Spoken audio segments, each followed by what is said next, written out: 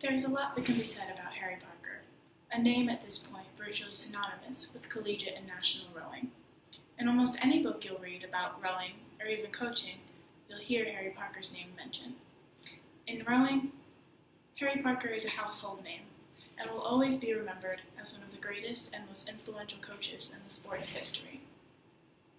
Parker, like myself, was a walk-on rower in his undergraduate years as a UPenn attendee, but he quickly rose through the ranks. Harry was a single sculler. This means he was in a boat by himself, with one oar in each hand and only his mind to push him through the race, one of the hardest boats to be in.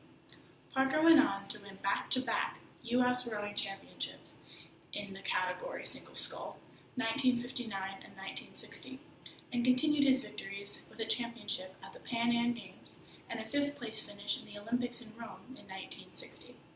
Post-graduation, Harry Parker decided to abandon his future career in academia and remain in the world of rowing, starting his legendary coaching career at Harvard.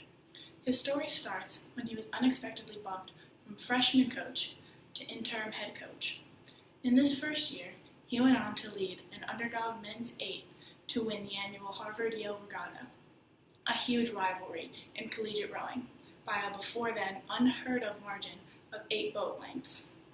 This win set off a 19-year winning streak at this regatta and started Parker's 22-year undefeated regular season record.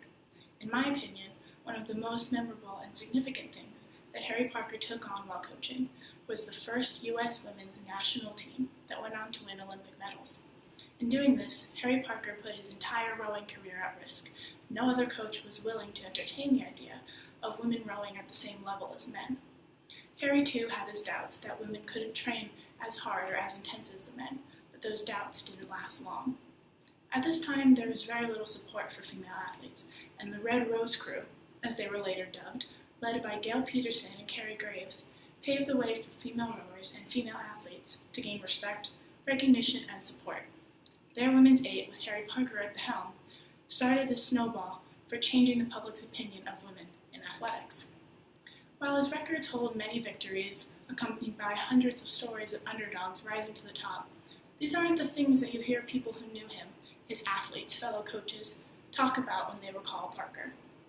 Yes, they may talk about his wins, allude to his great record, but what they focus on was his attitude as a coach, how he did it.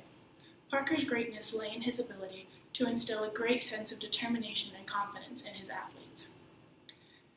He was a man of few words. All of his athletes will tell you, yet somehow managed to pull out the best in every athlete, to get them to access every last bit of their potential. This is why Harry Parker was such a great coach, not because of his wins, but because of how he got his crews there, because of his perseverance, his discipline, and resilience that he was able to instill in his athletes. His passion and love for the sports is what forged the name that he created for himself. Harry Parker never set out to be the best coach, or to have his name go down in history. His only goal as a coach was simply to make his athletes the best rowers and people possible. Harry Parker's contributions to the rowing world, with ideas like seat racing and year-round training, will still live on even though he's no longer here. He pushed his athletes harder than any coach at that time and started a ripple effect in the world of sports and rowing alike. No one knows how he did it, nor will anyone ever be able to replicate it. There will never be another Harry Parker. But his name will go down in history, and the world of rowing as the best of the best.